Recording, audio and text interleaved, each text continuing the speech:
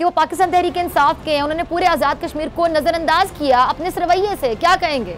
बहुत ही नामुनासिब रवैया शहबाज शरीफ ने रखा आज़ाद कश्मीर के वज़ीर-ए-आज़म के साथ। सेंट टॉरस मॉल जो है उसको भी उन्होंने सील करवाया। ये NRO2 की पैदावार है और ये चाहते ही हैं कि NRO2 को जितना तवील किया जाए उतना बेहतर है, क्योंकि इन्होंने जो अपने केसेस माफ़ कराए हैं, जो पैसे माफ़ कराए हैं, जो इन्होंने अपनी तमाम तर काले करतूतों के ऊपर पर्दा डालने के लिए नैब को ख़त्म किया।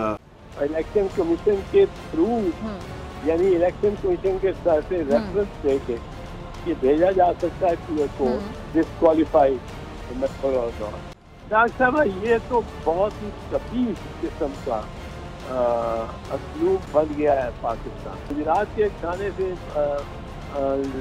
निकलेगा जमानत लेके तो वहाँ तो दरवाजे पर खड़ी होगी भलवाल की पुलिस।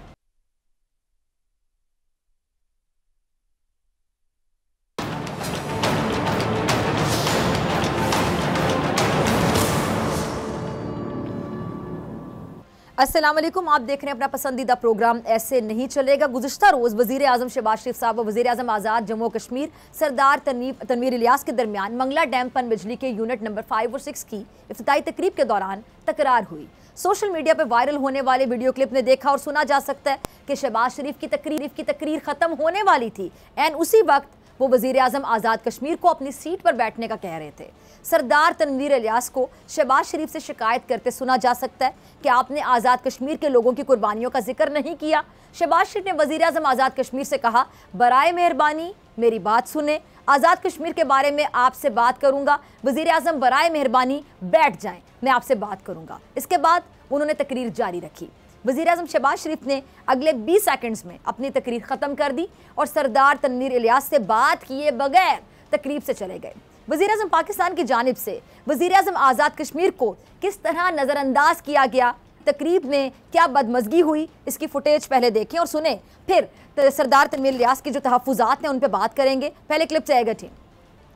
अच्छा, सरदार तनवीर इलियास ने वज़ीर आज़म को अपने खदशात से आगाह करने की एक और कोशिश की, लेकिन कोई फ़ायदा नहीं हुआ, जिसके बाद प्रेस कॉन्फ्रेंस करते हुए सरदार तनवीर इलियास ने कहा कि वज़ीर आज़म पाकिस्तान के दफ्तर ने आज़ाद कश्मीर की हुकूमत या इंतज़ामिया को वादी में तकरीब के हवाले से एतमाद में नहीं लिया। मुझे इत्तला मिली तो मैं मीरपुर से मुजफ्फराबाद आया ताकि वज़ीर आज़म पाकिस्तान का इस्तकबाल करूँ। उन्होंने इल्ज़ाम यह आयद किया कि तकरीब में शहबाज शरीफ की बॉडी लैंग्वेज उनकी चिड़चिड़ाहट को जाहिर कर रही थी, और उन्होंने क्या कहा जरा सुनिएगा।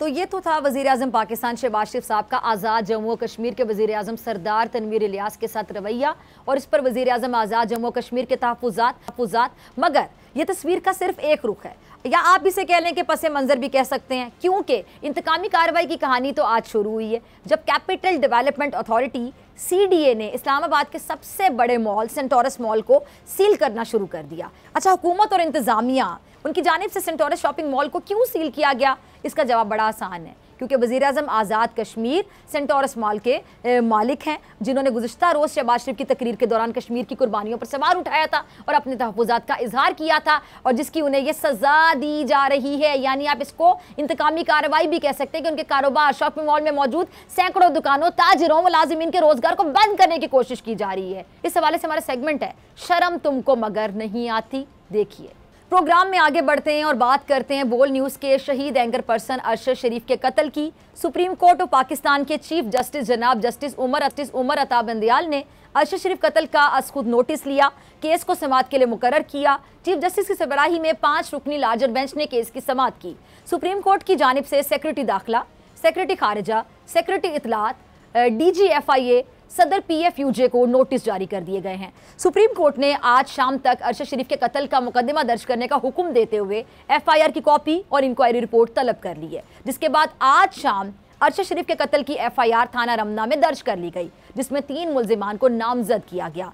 नामजद मुल्जिमान में वकार, खुरम और तारिक शामिल हैं। चीफ जस्टिस साहब ने कहा कि अरशद शरीफ की वालिदा के खत पर इंसानी हुकूक सेल काम कर रहा है। हुकूमती कमीशन की हतमी रिपोर्ट ताहाल सुप्रीम कोर्ट को क्यों नहीं मिली? ये क्या हो रहा है? रिपोर्ट क्यों नहीं आ रही है? इस पर और जो हम मामलात हम पे बात करने के लिए मेरे साथ मौजूद मेहमान मौजूद हैं, सीनियर सियासतदान और कानूनदान, किसी तारुफ के मोहताज नहीं, एतजाज एहसन साहब, बहुत शुक्रिया वक्त देने के लिए। अच्छा एतजाज साहब, सबसे पहले वज़ीर आज़म आज़ाद कश्मीर सरदार तनवीर इलियास से जो वज़ीर आज़म पाकिस्तान का रवैया और फिर इस्लामाबाद में उनके मॉल के खिलाफ कार्रवाई, तो क्या हम ये कह सकते हैं कि जो 90 की दहाई की इंतकामी सियासत है वो फिर से जिंदा हो रही है? जरा इसमें पहली ज्यादती तो वज़ीर आज़म पाकिस्तान से हुई है, जो उसको बोलने नहीं दिया, और वो बोल लेते अगर वज़ीर आज़म है और एक आखिरकार नोशनली तो वो बराबर है, तो उसमें कोई हर्ज नहीं था। और ये जो अब जो सेंटोरस से हुआ है, ये कहा जा रहा है कि उसकी पादाश में हुआ है, पर एकदम उसका इतना जल्दी रिएक्शन उससे होना, ये मुझे कोई इतना कन्विंसिंग नहीं लगता। ये पहले से सीडीए में इनकी जरूर चल रही होगी, तो किताबत चल रही होगी, कुछ होगा, सीडीए ने एलिगेशन लगाई होंगी, कुछ इसमें स्ट्रक्चरल डिजाइन डेविएशन होगी, मुझे इल्म नहीं है, पर मैं समझता हूँ कि सीडीए इस तरह तो नहीं चलता कि बगैर एक पेपर ट्रेल के वो यकम आ जाए और एक प्लाजे को बंद कर दे जिसमें रेजिडेंट्स भी रहते हैं, लोग भी रहते हैं, और बीसीओ लोग, सेंट्रो लोग रहते होंगे, और जहाँ बिजनेस भी आती जा रही है, तो इसमें ये अभी हमसे मख्फी रखा जा रहा है शायद कि इसमें क्या कॉरेस्पॉन्डेंस, क्या कोई नोटिस दिए हैं सीडीए ने इससे पहले। ठीक है। अच्छा एतजाज एहसन साहब, आपसे बेहतर कानून को कौन समझता होगा? आप सियासत को भी समझते हैं, कानून को भी समझते हैं। एक और अहम सवाल कि जो इमरान खान साहब को इलेक्शन कमीशन के जरिए नाअहल करार देने की कोशिश, इस पर आपकी क्या राय है कि क्या वाकई कानूनी तौर पर ऐसा मुमकिन है, ऐसा हो सकता है? नहीं, हो तो सकता है, हो तो सकता है। ठीक है, हो सकता है। इलेक्शन कमीशन के थ्रू, यानी इलेक्शन कमीशन के तरफ से रेफरेंस देके ये भेजा जा सकता है to a court, and the court will then disqualify a member or not. पर बजरिया इलेक्शन कमीशन हो सकता है, कानून ये कहता है। ठीक है। और आपका जो सियासी तजुर्बा है वो क्या कहता है कि आप प्रिडिक्ट करते हैं ऐसा होता हुआ? आपको नज़र आता है कि ऐसा होगा? क्योंकि बहरहाल इमरान खान से बड़े पॉपुलर हैं, और ये जो मौजूदा हुकूमत है, ये जिस तरह रजीम चेंज के ज़रिए आई है इक़्तिदार में, तो ये तो अब इमरान खान साहब को नहीं हरा सकती। पब्लिक साथ है, उनके वोट बैंक उनका स्ट्रॉन्ग है। तो आपको लगता है कि फिर ये हर तरह की कोशिश करेंगे इमरान खान साहब को साइडलाइन करने की, सियासत से, जिसको हम पंजाबी में कहते हैं खुड्डे लाइन लगाने की?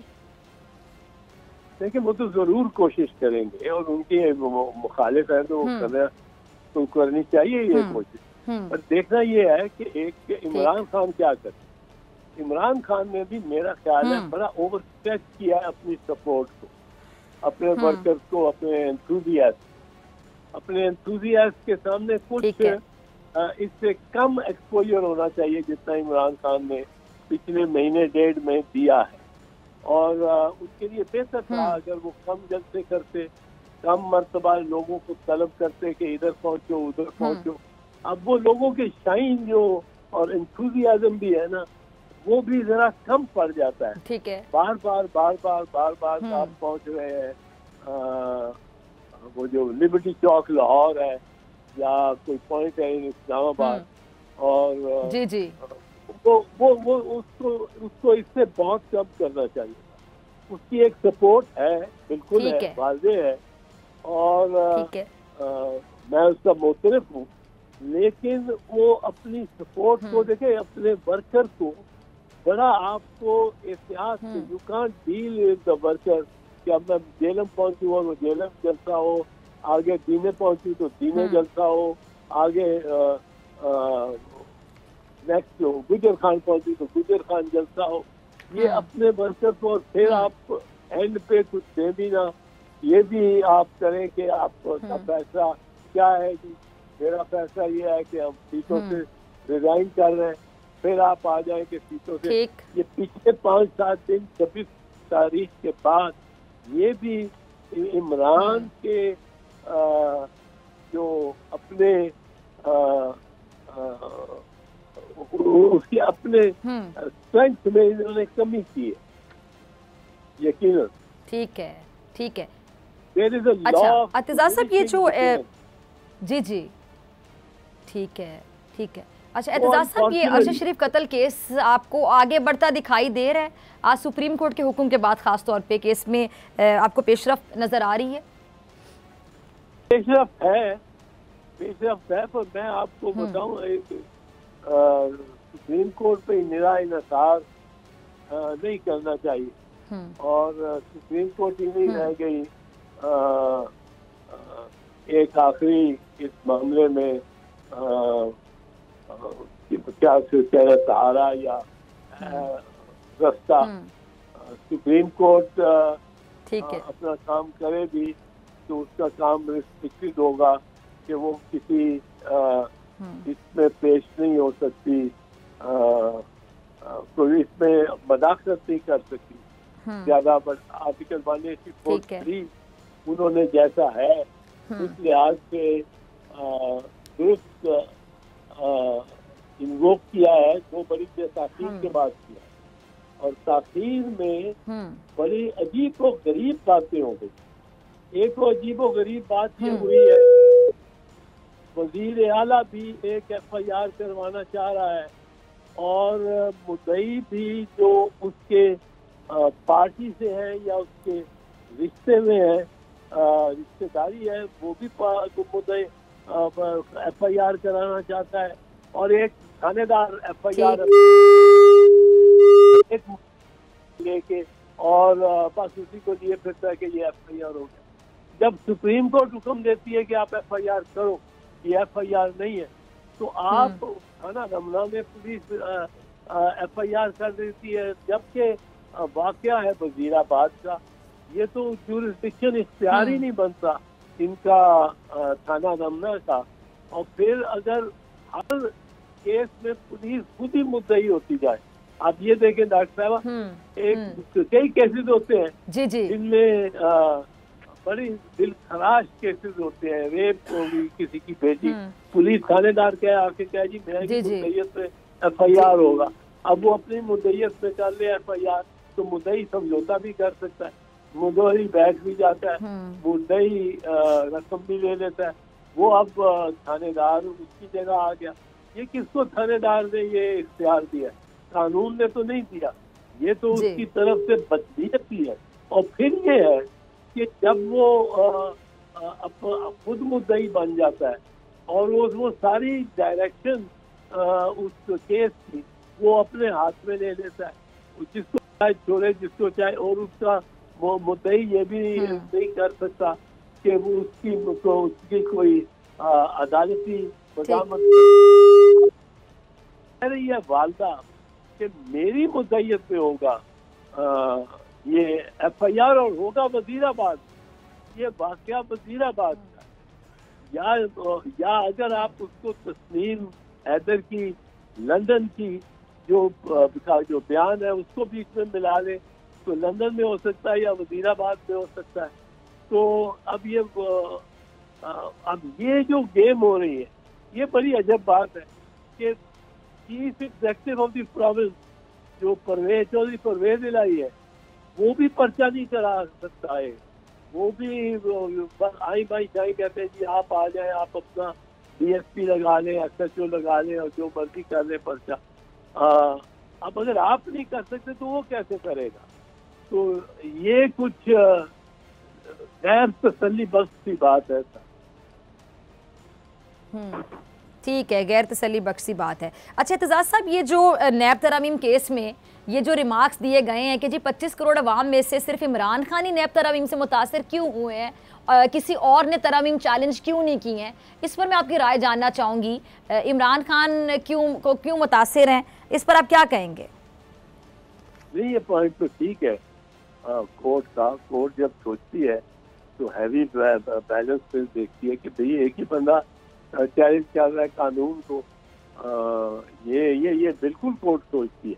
ये कई केसेस में होता है क्योंकि पब्लिक इंटरेस्ट के तहत ये 184(3) को इन्वोक कर सकते, और अगर पब्लिक ही इससे आगे ना बढ़ी हो और उसमें ही कोई इतनी तहरीक ना पैदा हुई हो, आप PFUJ है, आपकी एपनेक है, आपकी जर्नलिस्ट की कई तंजीमें हैं, बार एसोसिएशन है बहुत सारे, इनमें से बहुत सारों को इसमें निकलना चाहिए था, सामने आना चाहिए था, और एक ये इस किस्म का तस्वीर देना चाहिए था कि वाकईतन पब्लिक और अवामुन्नास इससे परेशान है।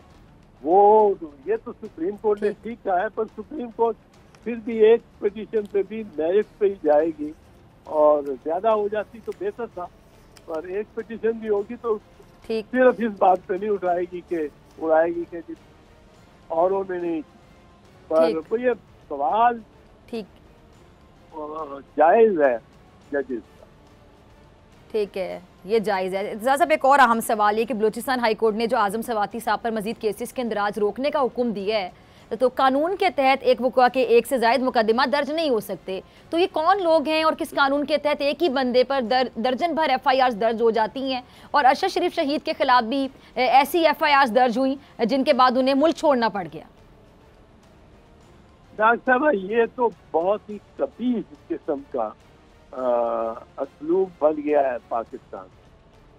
अब ऑफेंस होता है, ये जो कोई तकरीर करता है मिसाल के तौर पर, उस जगह पे जिस जगह वो खड़ा होकर तकरीर करता है, और हर उस जगह पे जहाँ सुनी जाती है।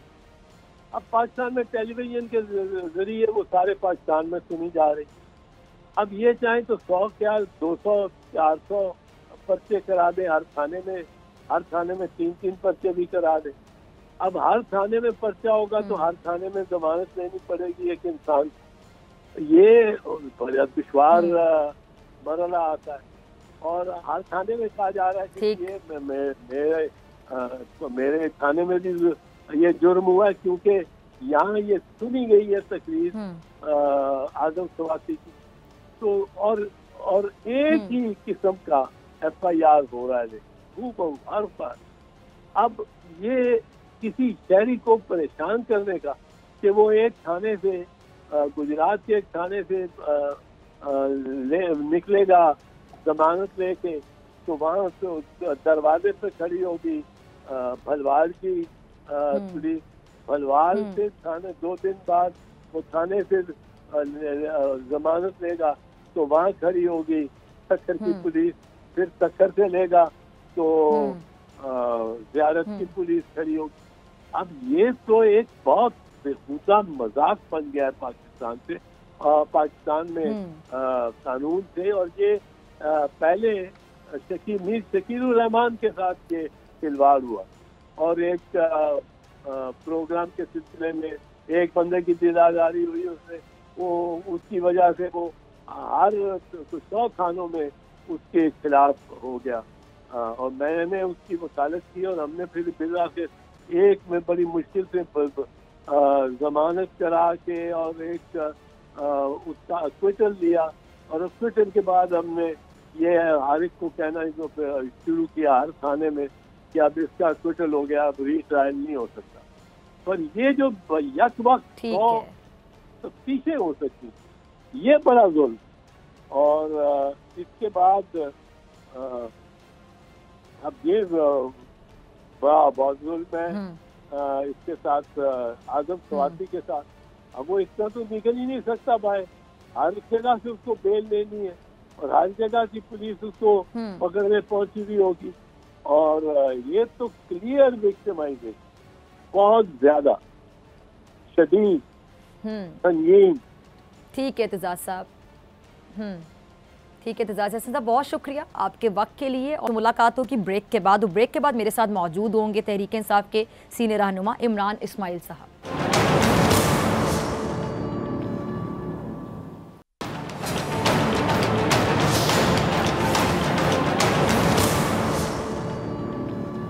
वेलकम बैक नाजरीन। मुल्क की मौजूदा सियासी सूरत हाल में तब्दीली आने के बाद जो इत्तेहादी सरकार है, 13 जमातों का जो इत्तेहाद, जो समझ रहा था कि सारे करप्ट एक साथ होकर बड़े आराम से हुकूमत करेंगे, इस एतमाद में वो अवाम की ताकत को नज़रअंदाज कर गए। अवाम ने इमरान खान को अपना भरपूर सपोर्ट देकर मकबूलियत की बुलंदियों पर पहुँचा दिया, जिससे अब शहबाज सरकार की कामतें टांग रही हैं, जिसकी बौखलाहट में अब हुकूमत इंतकामी कार्रवाइयों पर उतर आई है। इमरान खान के खिलाफ मुकदमात, पाकिस्तान तहरीक इंसाफ के रहनुमा को हिरासा करना, और अब तो हुकूमत ने बराह रास्त अवाम का वाशी कत्ल शुरू कर दिया है। आखिर शहबाज सरकार चाहती क्या है? इस सारे मामले पे बात करने के लिए हमारे साथ मौजूद है पाकिस्तान तहरीक इंसाफ के सीनियर रहनुमा इमरान इस्माइल साहब। इमरान साहब बहुत शुक्रिया वक्त देने के लिए।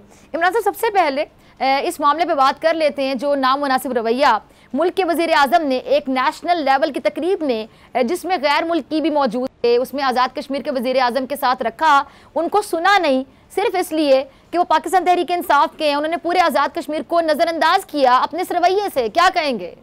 मैं समझता हूँ बहुत ही नामुनासिब रवैया शहबाज शरीफ ने रखा आज़ाद कश्मीर के वज़ीर आज़म के साथ, क्योंकि वो बात करना चाह रहे थे कि इस फोरम के ऊपर कश्मीर के लिए और कश्मीरियों के लिए आवाज़ नहीं उठाई जा रही, और उनको तकरीर का मौका भी नहीं दिया गया। उसके बाद उनको जिस तरह उन्होंने स्नब किया, जो बदतमीज़ी और बदतहज़ीबी का मुजाहरा उनके साथ किया गया, शायद ऐसा हिंदुस्तान में भी नहीं होता।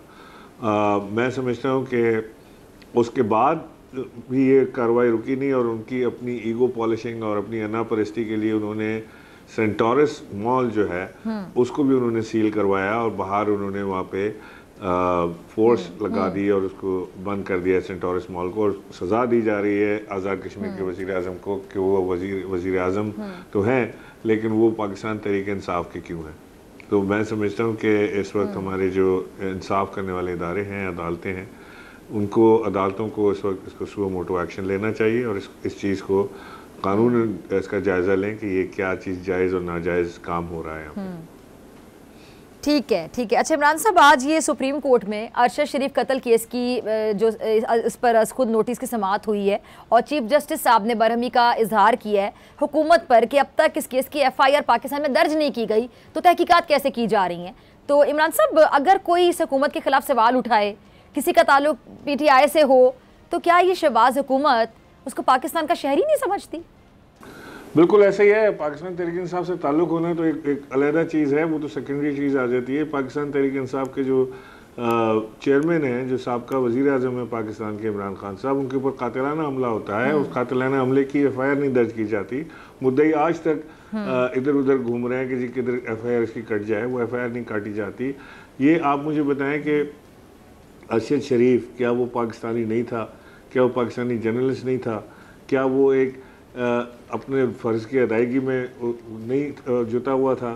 वो बेचारा दर बदर भागता रहा, पाकिस्तान से दुबई गया, दुबई से वो अफ्रीका चला गया, वहाँ पर भी उसे मर्डर कर दिया गया, और उसके जो सारे जिस वक्त सुराग जो चीज़ें मिल रही हैं, उनसे मालूम हो रहा है कि उसका बेईमाना कत्ल किया गया है, उसे शहीद किया गया है, कोई हादसाती मौत नहीं थी ये। और उसके ऊपर भी FIR आज तक दर्ज नहीं हुई, जो कि इंतहाई शर्मनाक बात है। अरशद शरीफ की फैमिली, उनकी वालदा, उनके बच्चे अपने प्यारे अरशद शरीफ की FIR दर्ज कराने के लिए आज तक वो इस पर हमारे मुल्क पाकिस्तान में दर बदर वो घूम रहे हैं, थाने और शहर के कहीं FIR उसकी दर्ज हो जाए। जब तक FIR दर्ज नहीं होगी, तहकीकात भी नहीं होंगी। ये तो चाहते ही बस केस ख़त्म हो जाए, एक बंदा ख़त्म हो गया, केस भी ख़त्म हो जाए, कोई बात नहीं। अच्छा इमरान इस्माइल साहब, ये जो हुकूमत की जानिब से एक बयानिया बनाया जा रहा है कि जी इमरान खान साहब ने जो मुज़ाकरात की पेशकश की है वो अपने बयानिए से हट गए हैं। पहले हुकूमत इमरान खान को मुज़ाकरात का कहती रही और फ़रार इख्तियार कर रही है, ये क्या मामला? देखिए, इमरान खान ने हमेशा ये बात की कि वो एक वन पॉइंट एजेंडा पे बात करने के लिए तैयार हैं, वो हैं आम इंतखाबात की जल्द कराने की तारीख, और इसके ऊपर हम बात करने के लिए तैयार हैं। हमने हमेशा ये कहा, इसके अलावा हमारे पास इनके साथ बात करने को है कुछ नहीं। ये NRO 2 की पैदावार हैं, और ये चाहते ही हैं कि इस NRO 2 को जितना तवील किया जाए उतना बेहतर है, क्योंकि इन्होंने जो अपने केसेस माफ़ कराए हैं, जो पैसे माफ़ कराए हैं, जो इन्होंने अपनी तमाम तर काले करतूतों के ऊपर पर्दा डालने के लिए नैब को ख़त्म किया, FIA को कमज़ोर किया, इन्होंने बहुत सारे ऐसे काम किए जो आहिस्ता आहिस्ता लोगों को आश्कार हो रहे हैं, लोगों को पता चल रहे हैं। लेकिन अमूमी तौर पे सामने जो चीज़ नज़र आ रही है वो ये है कि इस हुकूमत का, इन हाकिमों का इस पाकिस्तान की मईशत से कोई ताल्लुक़ नहीं, कोई लेना देना नहीं। इसहाक डार ने IMF को बुरा भला कहा, फजलुर रहमान ने IMF को बुरा भला कहा। हर शख्स ऐसा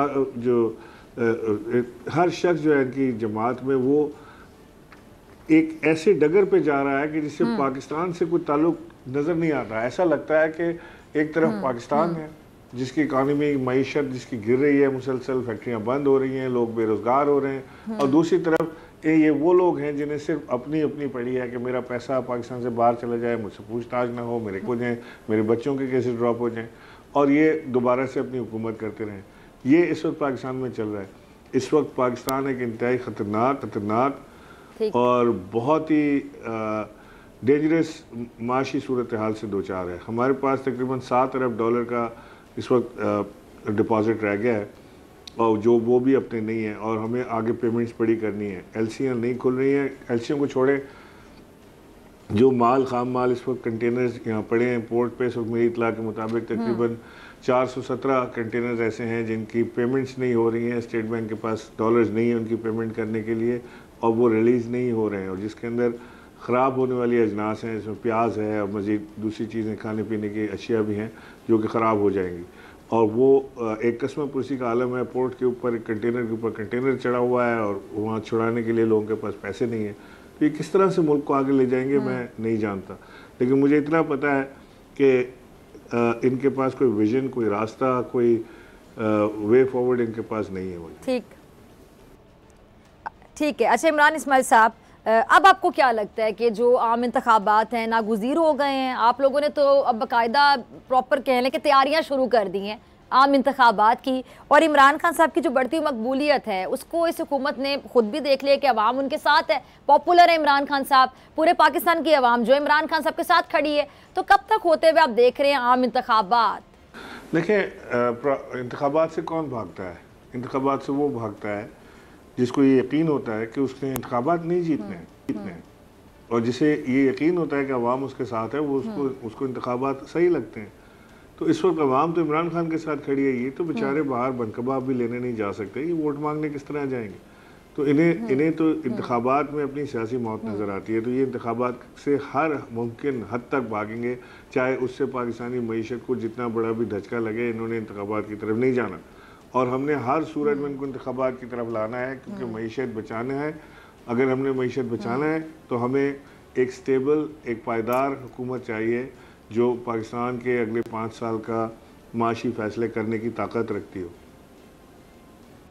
ठीक है। अच्छा इमरान साहब, एक और अहम सवाल, जब इमरान खान साहब ने अपने दौरे हुकूमत में ये रूस से तेल और गंदम की इंपोर्ट का कहा था, तो उस मौजूदा हुकूमत ने इमरान खान साहब को उस वक्त जब ये अपोजिशन में थे इन्होंने शदीद तनकीद का निशाना बनाया था, और अब खुद वही फैसला इस हुकूमत ने की है, क्योंकि जब हुकूमत में भी हैं, लेकिन इमरान खान साहब के बुग्ज में इस हुकूमत ने पाकिस्तान को दिवालिया होने के दहाने पे पहुंचाया और बहुत देर कर दी फैसला करने में। क्या कहेंगे, क्या वजह समझ आती है आपको? बहुत देर नहीं, मेरा ख्याल है कि इन्होंने ट्रेन ही मिस कर दिया है। वो अब रूस गालिबन तैयार नहीं है उस कीमत पर तेल देने के लिए जो इमरान खान की हुकूमत को ऑफर कर रहे थे। अब हमारी हुकूमत जो है, और इनको सस्ता भी मिले तो अवाम को क्या फ़ायदा देना है इन्होंने। आज जो खाम तेल है वो तकरीबन $75-77 पर बैरल के ऊपर मिल रहा है। जब पाकिस्तान तहरीक इंसाफ की हुकूमत थी $125 पर बैरल पे तेल था। एक तो ये आप देखें इतना बड़ा फ़र्क इसके अंदर आया है, और उस वक्त पेट्रोल जो है आज से $100 सस्ता था और आज $100 महंगा है। ये कैसे किया इन्होंने? इनको तो जादूगर है ये। इन्होंने तो आप तबाहियाँ फेरने में, जादूगरी में मास्टर की हुई है। ये अगर $125 फी बैरल के ऊपर पेट्रोल इमरान खान $150 का बेच रहे थे, ये $250 का $80 पर बैरल पर बेच रहे हैं। अगर इनको पीछे से और सस्ता भी मिल जाए तो इन्होंने अवाम को क्या रिलीफ देना है? सो मुझे नहीं लगता कि कोई ऐसी तवक्कुआत हमें इस हुकूमत से रखनी चाहिए कि इनको तेल सस्ता मिल जाएगा तो कोई बेहतरी ले आएंगे। ये सब अपनी जेबें भरने के लिए सारे बैठे हुए हैं। इनका कोई ताल्लुक, मैं दोबारा आपसे ये कहूँगा कि इनका पाकिस्तान या पाकिस्तान की मईशत से कोई लेना देना नहीं। ठीक है। अच्छा इमरान इस्माइल साहब, ये मियाँ नवाज शरीफ साहब को आप वापस आते हुए देख रहे हैं, या फिर आप ये छोटे मियाँ साहब भी आप देख रहे हैं कि पाकिस्तान को दिवालिया करने के बाद खुद भी पाकिस्तान से बाहर उनको जाता हुआ आप देख रहे हैं, और जो पीडीएम के जिस प्लान का इमरान खान साहब ने वो पहले से बता दिया था, वो तमाम बातें ठीक साबित हो रही हैं, NRO 2 मुकम्मल हो गया है। आज ये जो सागदार साहब है उन्हें भी नैब की जानिब से मजीद रियायत मिल गई है। जाहिर है ये तो नोश्ता दीवार है, दीवार के ऊपर लिखा हुआ है ये NRO 2 है, ये सारे आए इसीलिए हैं। सागदार को क्या पूरी की पूरी PMLN को रिलीफ पे रिलीफ मिले चले जा रहे हैं, ये कानून में तरामीम करते चले जा रहे हैं। इन्होंने नैब के हाथ पांव तोड़ के उसको एक अपाज बना दिया है। नैब के पास इख्तियारात भी अब नहीं रहे वो उस तरह के वो उनसे पूछताछ कर सके, और वो उन केसेस में इनको सज़ा हुई थी, जिसमें इनको सज़ा होनी थी, वो सारों में से इनका अब ये मक्खन में से बाल की तरह निकलते चले जा रहे हैं। और ये पाकिस्तानी कौम भी इसको देख रही है, लेकिन एक मजबूरी और कसम पुरसी का आलम ये है कि ये सारी चीज़ें हमारी आंखों के सामने होती जा रही हैं, और हम खामोश तमाशाई बनकर बैठे रहे, ये हमसे होगा नहीं। इसलिए हम पाकिस्तान तहरीक इंसाफ अपना भरपूर जोर लगाएगी कि ये इंतखाबात टाइम पर हो जाएं और इन चोरों से हमें छुटकारा मिले। सही, ठीक है इमरान साहब, बहुत शुक्रिया वक्त के लिए। इसी के साथ मुझे दीजिए इजाज़त, आपसे मुलाकात होगी इंशाल्लाह कल सेम टाइम सेम चैनल के ज़िंदगी ने वफ़ा की दुआओं में याद रखिएगा, अपना बहुत ख्याल रखिएगा, अल्लाह निगहबान। और जाने से पहले देखिए हमारा सेगमेंट मत समझो हमने बुला दिया।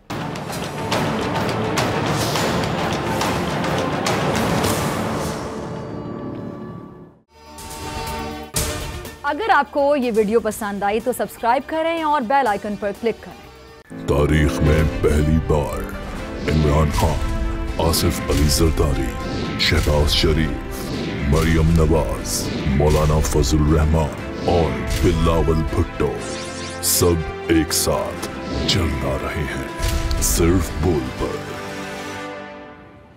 सबसे ज्यादा व्यूज और सबसे ज्यादा रेटिंग के साथ बोल आज भी रहा नंबर 1 पर। सब्सक्राइब करें और बेल दबाएं ताकि कोई खबर रह न जाए।